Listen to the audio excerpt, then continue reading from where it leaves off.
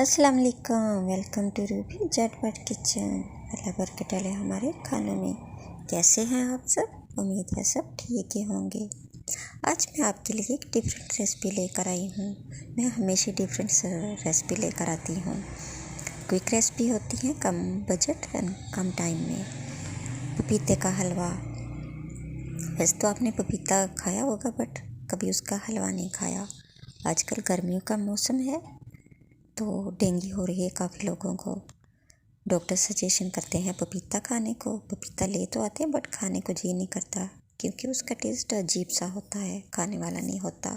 तो मैंने उसका हलवा बना लिया है ताकि जिसको भी खाना है अच्छे से और मज़े से खा लें। मैंने पपीता ले लिया, उसको छोटे छोटे पीसों में कट लिया है।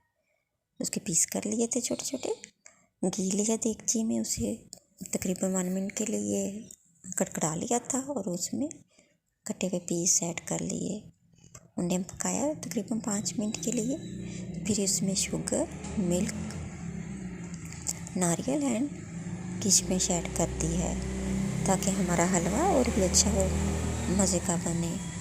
माशाल्लाह से मैंने इसे 10-15 मिनट के लिए लो फ्लेम पर मज़ीद पका लिया तो हमारा हलवा बहुत अच्छा रेडी हो गया था। आप भी इस तरह से बनाकर खाएं। पपीता खाने को वैसे तो जी नहीं करेगा आपका, तो आप हलवा बनाकर खाएं, डेंगू से भी निजात पाएं और मज़े का हलवा भी खाएं। प्लीज़ मेरे चैनल को लाइक एंड शेयर कर दिया करें ताकि मैं आपके लिए मज़ीद रेसिपी लेकर आऊँ।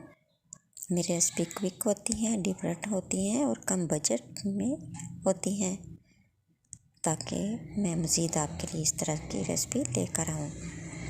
तो आप भी हलवा बनाएं और इसमें मज़ीद नट्स डाल लें और खोया वगैरह डाल लें और मज़ीद मज़े का और अच्छा बन जाएगा।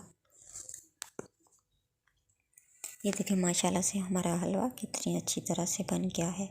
अल्लाह ताला की कुदरत ने बहुत सारी हमें सब्जियां और फ्रूट्स दिए हैं हमारी बॉडी के लिए। ये बहुत ज़्यादा हेल्दी है